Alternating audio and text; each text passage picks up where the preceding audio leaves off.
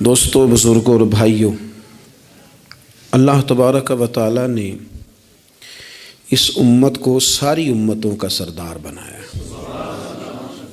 کنتم خیر امت کہہ کے اس امت کو اللہ تعالیٰ نے تمام امتوں کی امامت عطا کر دی۔ رب کریم نے نبی کریم علیہ السلام کے صدقے سے ہم گناہگاروں کو بھی وہ فضیلت عطا کی جو حضور کے غلاموں کو نصیب ہے۔ لیکن بڑا آدمی وہ ہوتا ہے جس کی سوچ بڑی ہو، جس کے افکار بلند ہوں، جس کی نگاہ پاک ہو، جس کا حوصلہ بڑا ہو۔ اللہ تعالیٰ نے ہمیں امامت دی ہے امتوں کی، لیکن اگر سوچیں سطحی قسم کی ہوں، ذہن چھوٹے چھوٹے مفادات کے ہوں، ساری زندگی انسان اپنی دکان کی، اپنی ذات کی، اپنے گھر کی، اپنی برادری کی سوچ سے باہر ہی نہ نکلے، تو وہ آفاقیت جو اللہ اور اس کے پیارے محبوب صلی اللہ علیہ وسلم ہمیں دینا چاہتے ہیں وہ ہمیں کیسے حاصل ہوگی؟ جو قومیں اپنے چھوٹے چھوٹے ذاتی مفادات کے لیے ملی سودے کریں، اپنا گھر بنانے کے لیے ملکوں کو مقروض کر دیں، تو وہ کیسے دنیا کی امامت کا فریضہ سر انجام دیں گی؟ ساری زندگی اگر انسان اس رٹے سے باہر نہ آئے کہ میں کیسے اونچا ہو سکتا ہوں، میرے بچے کیسے آگے جا سکتے ہیں، مال کیسے کما سکتا ہوں، یہ میرا گھر بہت بڑی حویلی میں کیسے بدل سکتا ہے، فیکٹری ایک کی 4 کیسے ہو سکتی ہیں، اور کوئی ملی کام ہی نہ کرے تو وہ آفاقیت جو اسلام چاہتا ہے وہ کیسے پیدا ہوگی؟ اقبال کہنے لگے کہ عجب نہیں کہ خدا تک تیری رسائی ہو، پر تیری نظر سے پوشیدہ ہے آدمی کا مقام۔ تو بندے کو ہی نہیں سمجھ سکا تو وہاں تک تو کیا جائے گا؟ جب تک سوچوں میں وسعت نہیں آتی۔ دیکھیں نا، ڈاکٹر اقبال ہمیں کہتے ہیں کہ بازو تیرا توحید کی قوت سے قوی ہے، تو وطنوں میں، سرحدوں میں اپنے آپ کو قید نہ کر، تو اللہ تبارک و تعالیٰ کا نائب ہے اور خدا کے فضل کا تیرے اوپر سایہ ہے، بازو تیرا توحید کی قوت سے قوی ہے، اسلام تیرا دیس ہے اور تو مصطفی ہے۔ تو اپنے مذہب کو اسلام جان، اپنے وطن کو، اور تھوڑی بڑی سوچ پیدا کر، تھوڑا بڑا۔ اور اقبال کہنے لگے وقت فرصت ہے کہاں، کام ابھی باقی ہے، ابھی آرام سے بیٹھ گئے ہو، ابھی آرام سے بیٹھ گئے ہو، ابھی تو دنیا میں رسول اللہ صلی اللہ علیہ وسلم کے نظام کے جھنڈے کو بلند کرنا تھا، حضور کی آفاقی تعلیمات سے پوری دنیا کو تم نے روشناس کرانا تھا۔ اقبال کہنے لگے وقت فرصت ہے کہاں، وہ کام ابھی باقی ہے، نور توحید کا اتمام ابھی باقی ہے، بھی تو آگے بڑھنا تھا۔ لیکن سطحی سی سوچیں، چھوٹی چھوٹی باتیں، مثلاً امیر دولت کے چکر میں اور غریب اس کمزوری کے احساس میں کہ میں تو غریب ہوں جی، میں تو، غریبی کو بیچا تو نہیں نہ جاتا، غریبی کوئی فار سیل تو نہیں ہوتی، غریبی وہ زخم تو نہیں جسے دکھا دکھا کے بندہ پیسے وصول کرے۔ آپ اپنی غریبی کو بھی کیا سیل کریں گے، اپنے آنسو بھی بیچیں گے کہ میں چونکہ کمزور ہوں تو لہذا فٹافٹ میری بولی لگا دی جائے؟ لا یسألون الناس الحافا۔ قرآن کہتا ہے انہیں بڑی بھی ضرورت ہو تو پھر بھی لپٹ لپٹ کے سوال نہیں کرتے، ان کی سوچیں بڑی ہوتی ہیں۔ وہ کہتے ہیں بندے کیا دے سکتے ہیں، سیٹھ کیا دے سکتے ہیں، نواب کیا دے سکتے ہیں، اللہ رسول سے مانگیں گے۔ ان کی بڑی سوچیں ہوتی ہیں۔ وہ شاعر تھا نا ایک بیچارہ، شاعر ناراض نہ ہو جائیں، یہ بھی بیچارے قابل رحم ہوتے ہیں، ساری دنیا سو رہی ہوتی ہے تو یہ چھتوں پہ پھر رہے ہوتے، کہتے ہیں آمد ہو رہی ہے، تو یہ بھی ایک عجیب بعض اوقات کیفیت بن جاتی ہے۔ تو اس کی بھی حالت کچھ تھوڑی زیادہ ہی پتلی تھی، کپڑے بھی پھٹ گئے، کسی چوک میں مکھیاں بھنک رہی تھیں، تو کسی نے سمجھ لیا کہ شاید غریبی بیچے گا۔ ایک بندہ سیٹھ گزرا تو 5 روپے پھینک گیا، تو شاعر اسے کہنے لگا یہ اٹھا اپنے پیسے لے جا، کہنے لگا وہ آپ کو اس لیے دیں کہ آپ کو ضرورت تھی، بڑا خوددار آدمی تھا، کہنے لگا اگر ضرورت ہوگی تو میں رب سے مانگ لوں گا، اللہ سے مانگ لوں گا ضرورت پڑے گی تو۔ یہ آرزوئے کرم اور میں آپ سے کروں، یہ آرزوئے کرم اور میں آپ سے کروں، یہ بھیک اس کو دی ہے جس کا خدا نہ ہو۔ میں مانگ لوں گا اللہ رسول مجھے دیتے ہیں. خودداری، عزت نفس، بڑی سوچ، بلند افکار، یہ ذات کا جو چنگل ہے نا، اس سے اپنے آپ کو آزاد کیا جائے. میری بات بن جائے، مجھے کو چودھری مان جائے، مجھے کو بڑا مان جائے، کسی کو پتہ چل جائے تعلق ہے، کسی کو پتہ چل جائے فلانے کا نام آتا ہے، کسی کو میں بھئی آپ کمزور ہو جائیں گے، آپ تو بھیک اور خیرات مانگنے لگیں گے عزت کی. آپ کس چکر میں پڑ گئے؟ آپ اپنے ذہن کو بڑا کریں، نگاہ کو بلند کریں، معاملات اس طرح کے کریں. دیکھیں قرآن مجید کیا فرماتا ہے. اللہ کریم نے فرمایا کہ بندوں کی شان یہ ہے کہ وَيُطْعِمُونَ الطَّعَامَ عَلَىٰ حُبِّهِ، وہ لوگوں کو کھانا کھلاتے ہیں پر اللہ کی محبت میں کھلاتے ہیں. کھلاتے لوگوں کو ہیں، پیار پانا چاہتے ہیں رب کا. مسکینم و یتیمم و اسیرا، مسکین کو بھی، یتیم کو بھی اور قیدی کو بھی. کبھی اگلی آیت پر آپ غور کریں نا، فرمائے انما نطعمکم، بے شک وہ کھانا کھلاتے ہیں لوجہ اللہ، اللہ کی رضا کے لیے. لا نرید منکم، اور وہ نہیں چاہتے جزاء ولا شکورا، نہ وہ کوئی جزا مانگتے ہیں اور نہ ان کا دل کرتا ہے کہ ان کا شکریہ ہی ادا کریں. شکریہ کے لفظوں کا تکلف بھی نہیں چاہتے. ولا شکورا، شکریہ کے جملے بھی کوئی بولے انہیں پسند کیوں؟ اس لیے کہ انما نطعمکم لوجہ اللہ، کیونکہ کھلایا جو اللہ کے لیے ہے. پھر کسی کو کہنا میرا احسان مند بن، شکر گزار ہو، یہ بات درست نہیں ہوتی.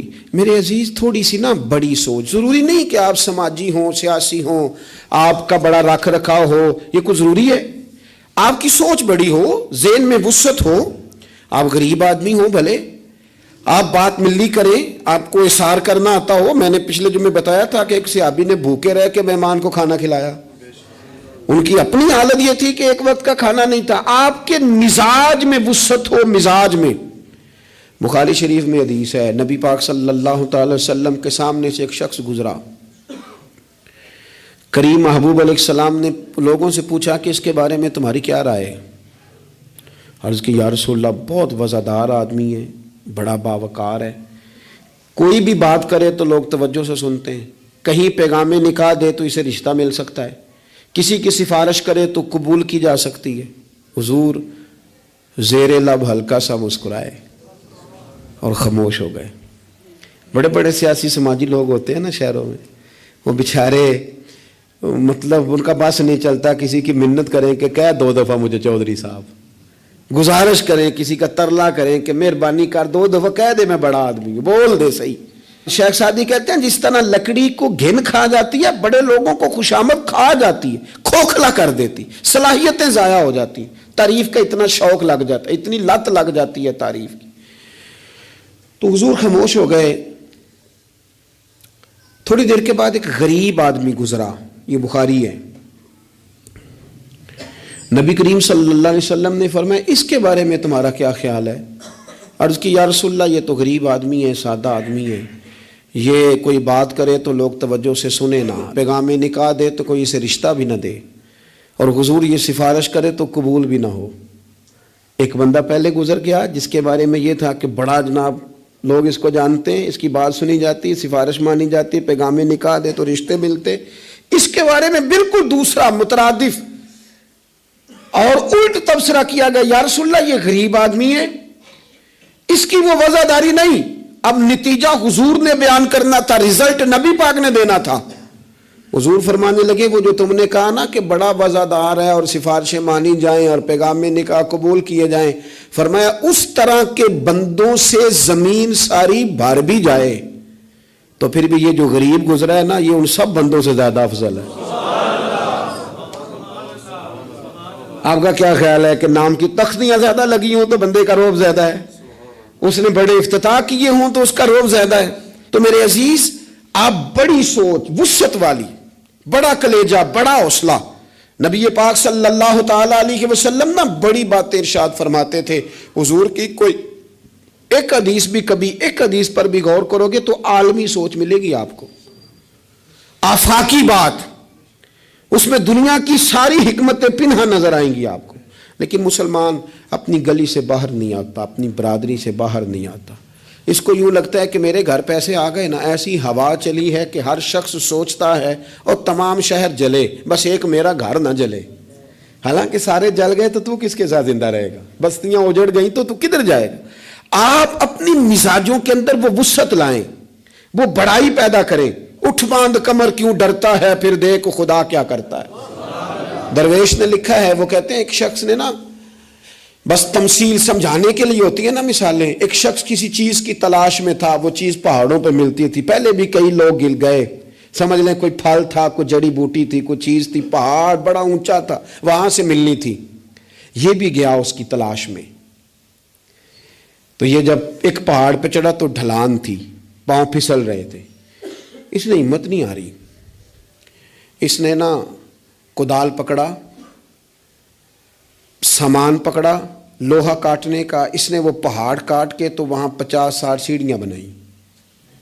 پھر اگلے پہاڑ پہ گیا تو وہاں بھی پیر پھسلتے تھے، ڈھلان تھی، چڑھا نہیں جا سکتا تھا. اس کو بھی کاٹا، 50-60 سیڑھیاں بنائیں. تیسری پہ گیا تو اس کو بھی کاٹا، سیڑھیاں بنائیں. اب بڑے زمانے لگ گئے، کمزور ہو گیا، بوڑھا ہو گیا، موت کا وقت آ گیا. کسی پوچھنے والے نے کہا کہ تجھے ملا کیا؟ 3 پہاڑ کاٹ کے تو نے سیڑھیاں بنائی، تو پہنچ سکا نہیں، ملا کیا؟ کہنے لگا تمہیں پتہ ہی نہیں میں کامیاب کتنا ہوا ہوں. میں نے اکیلے نے وہ چیز نہیں پانی تھی، اس کو پورے شہر کی ضرورت تھی. جہاں تک میں نے بنا دیا ہے نا، اب جو سفر شروع کرے گا اسی اگلا سفر شروع کرے گا. اور میں نے 3 سیڑھیاں تو زندگی میں بنا دی ہیں نا، 3 تو میں نے بنائی ہیں. اب جو سفر شروع کرے گا وہ اس سے، اور میں کامیاب ہو کے جا رہا ہوں، میں نے اپنے حصے کا کام کر دیا. میں یہی کر سکتا تھا، یہی مالی دا کم پانی دینا، اوتے پر مشکاں پاوے، اگوں خالق دا کم پھل پھل لانا، لاوے یا نہ لاوے تو ڈیوٹی تو کرنا، اپنی تو ڈیوٹی نہیں کرتا. ایک بابا جی بوڑھے تھے، ہاتھ کانپ رہے تھے ہاتھ، تو درخت لگا رہے تھے. ایک سیانا بندہ گزرا، اس نے کہا بابا جی نہ آپ نے پھل کھانا ہے، اتنی محنت کی کیا ضرورت ہے؟ وہ کہنے لگا پتر ہمارے پچھلوں نے لگائے تھے نا، ان کے پھل ہم نے کھائے ہیں. ہم سوچتے ہیں کہ ہم خود غرض نہ مر جائیں، ہم بھی کوئی پھل لگا دیں، چلو آنے والی نسلیں ہی کھا لیں گی. میں اگلی نسل کا سوچ رہا ہوں. بھائی ملی سوچے، قومی. آپ کچھ تو کر جائیں ایسا کہ پھر آنے والوں کو صفر سے نہ شروع کرنا پڑے. کوئی تو ایسی منزل ہو، کوئی تو ایسا رستہ ہو، کچھ تو آپ بنا کے دے جائیں، کچھ تو آپ کر جائیں. امام بخاری ہمیں بخاری بنا کے دے گئے. انہوں نے کہا لو میں تمہیں حضور کی سیدی سے جمع کر کے دے رہا ہوں، اب تشریح کرتے رہنا، اب پڑھتے رہنا، قیامت تک سناتے رہنا. لیکن وہ ہمارا یہ والا سفر انہوں نے ختم کر دیا کہ ہم جائیں، جا کے حدیث تلاش کریں، ڈھونڈ کے لائیں، اس کی صحت پر بحث کریں. او بھائی ہمارے بزرگوں نے جتنا کام کیا نا، ہمارے اسفار آسان کیے، ہمیں کچھ ملی کرنا چاہیے. باتیں میں نے کہا سمجھانے کے لیے ہوتی ہیں. جب صحابہ مدائن کی جنگ میں تھے نا، تو وہاں مال غنیمت کٹھا ہو رہا تھا. تو ایک صحابی بہت سارا مال غنیمت ان کے ہاتھ آیا، تو وہ سارا لے کے آئے، پر چہرے پہ کپڑا تھا، چہرے پہ کپڑا تھا. انہوں نے لا کے وہ مال غنیمت دیا.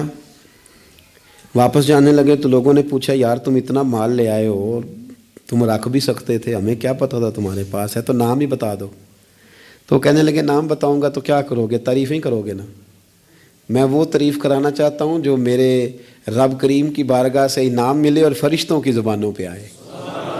تم تو 1-2-4 منٹ کے لیے کرو گے، بات ختم ہو جائے گی. اور پھر کہنے لگے اگر تم نے ضرور ہی کرنی ہے نا تو میرا نام چھوڑو، میرے رب کی تعریف کرو جو تعریف کے قابل ہے. الحمدللہ رب العالمین، اس کی کرو تعریف. تمہیں میں کیوں نام بتاؤں؟ کہتے وہ چلے گئے صحابی چھوڑ کے.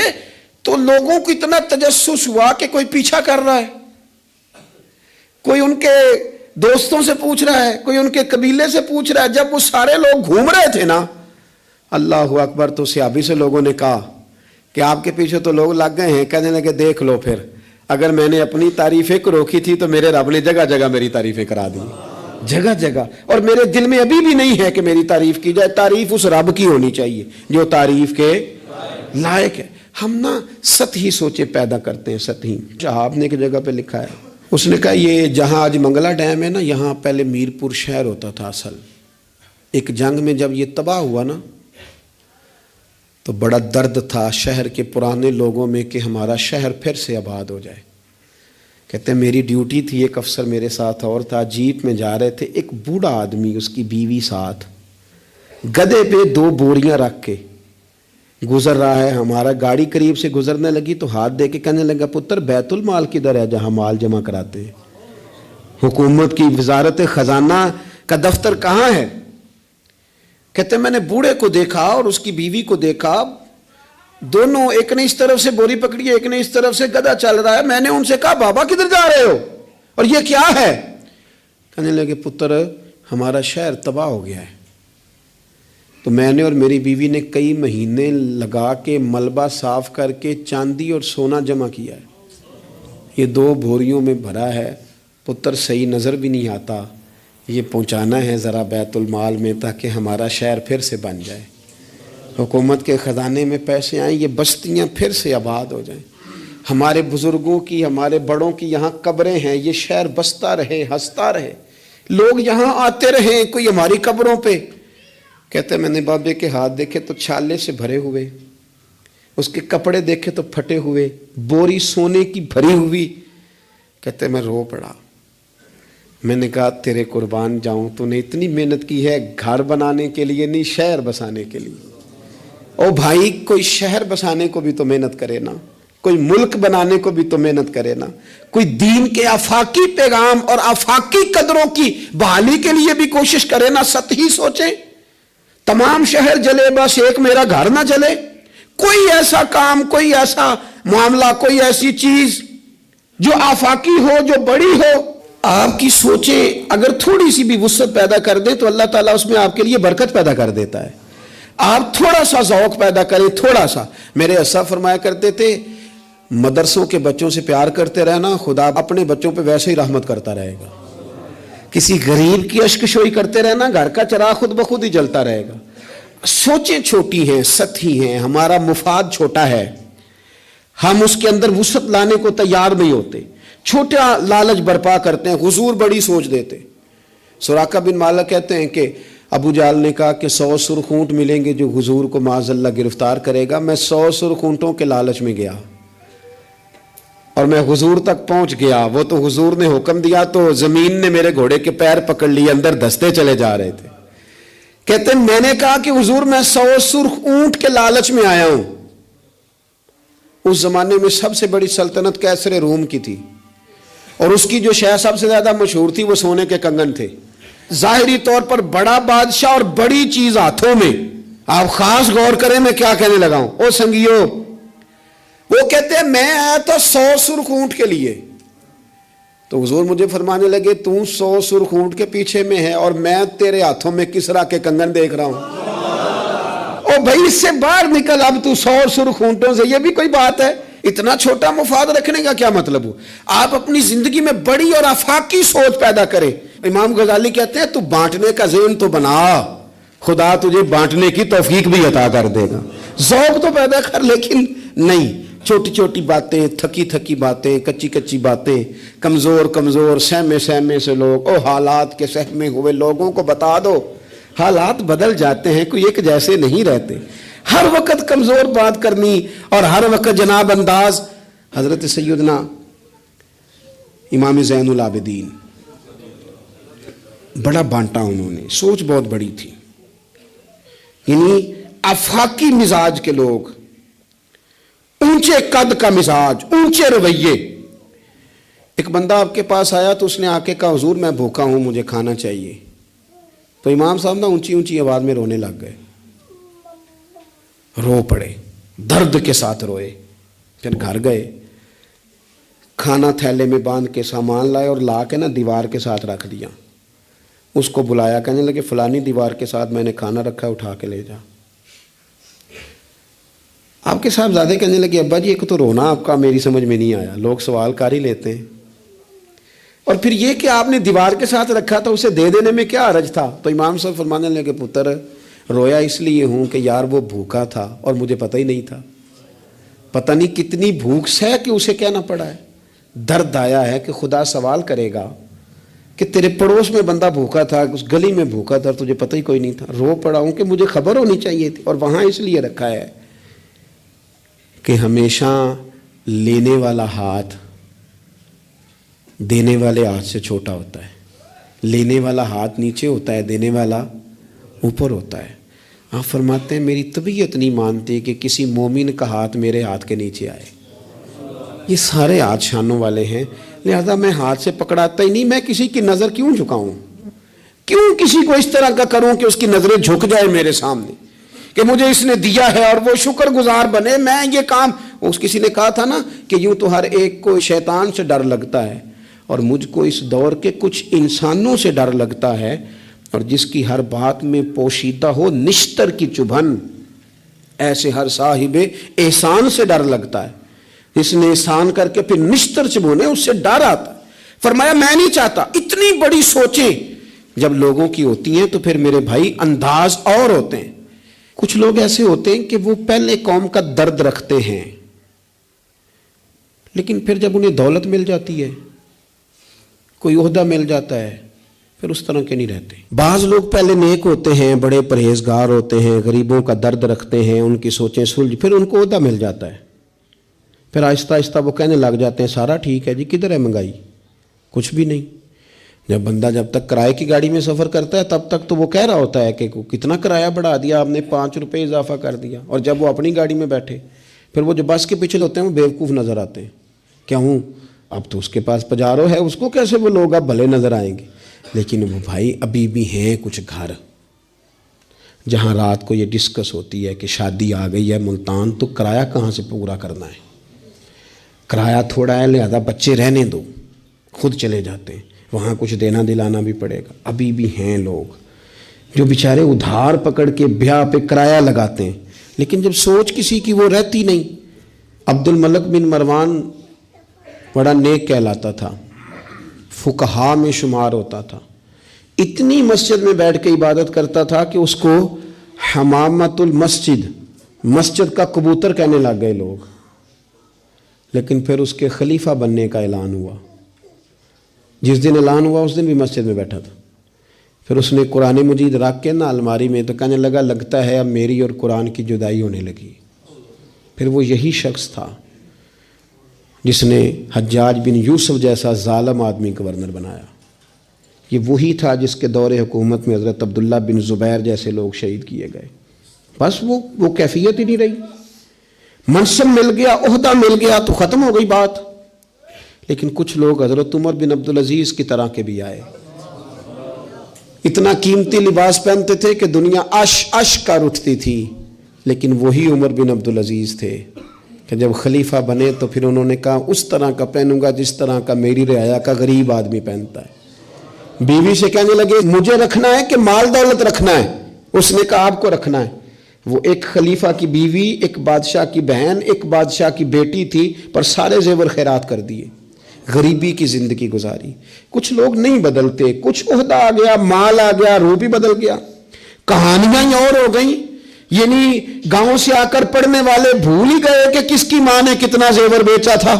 پھر ان کے حالات ہی بالکل تبدیل ہو گئے، انہیں پتہ ہی نہیں ہم کیا تھے. سنو نا، حضرت صدیق اکبر رضی اللہ تعالیٰ عنہ کچھ بچیوں کا دودھ عصر کے وقت جا کے دھو کے آیا کرتے تھے، ان کو دیتے تھے. جس دن خلیفہ بن گئے تو ایک بچی نے آ کے پوچھا حضور اب وہ بکریوں کا دودھ کون دھویا کرے گا؟ تو آپ فرمانے لگے کیا خلافت مجھے خدمت خلق سے روک دے گی؟ وہ کام میں اپنی آخرت کے لیے کرتا تھا، کرتا ہی رہوں گا، میں نہیں بدلوں گا، میں وہی ہوں حضور کا غلام. بلکہ کنز المال میں ایک روایت تو ایسی ہے کہ کلیجہ منہ کو آتا ہے. ایک اونٹ گم ہو گیا مال غنیمت کا. سیدنا فاروق اعظم اونٹ ڈھونڈتے ہیں، کبھی ادھر بھاگتے ہیں، کبھی اور میری ذمہ داری ہے، مجھ سے قیامت میں سوال ہوگا، اور یہ مسلمانوں کا مال ہے، میں اس کا امین. ادھر بھاگتے ادھر بھاگتے ادھر بھاگتے. ایک شخص نے کہا حضور آپ بیٹھ جائیں، کسی غلام کی ڈیوٹی لگائیں. 24 لاکھ مربع میل پر حکومت، علم بھی، فضل بھی، تقوی بھی، اور سب سے بڑھ کر عمر وہ ہے جن سے اللہ بھی راضی، رسول اللہ بھی راضی صلی اللہ تعالی علیہ وسلم. حضرت عمر سے کہا بیٹھ جائیں، غلام کی ڈیوٹی لگائیں. حضرت عمر نے رخ پھیر کے دیکھا اور اس بندے کی طرف دیکھ کے کہنے لگے میں بھی تو ایک غلام ہی ہوں. کیا ہوں میں؟ ایک غلام ہی ہوں. میں ایک غلام ہی ہوں. اتنے محل چڑھایا سانیاں، غلام ہی ہوں میں. کیا ہوں میں؟ جب آپ نے یہ لفظ کہے تو بندہ کہتا ہے نارمل بات تھی، میرے بھی آنسو نکل آئے. یار یہ بھی کوئی انداز ہوتا ہے. لیکن بھول گئے لوگ، اپنوں کو بھول گئے، اپنوں کو بھول گئے، اپنے قریبیوں کو بھول گئے. دولت آئی تو پھر وہ محلہ پسند نہ آیا، پھر گھر سوسائٹی میں بن گیا، پھر یار بدل گئے، پھر رشتہ داریاں بدل گئیں، پھر حالات اور ہو گئے. اپنی سوچیں بڑی کریں، ذہن بڑا کریں، اپنے اندر تغیر نہ لائیں. آپ آفاقی بن جائیں، ذہن بڑا ہو تو خدا عطا بھی بڑا ہی کرتا ہے. اللہ سمجھنے کی توفیق عطا فرمائے. آخر دعوانا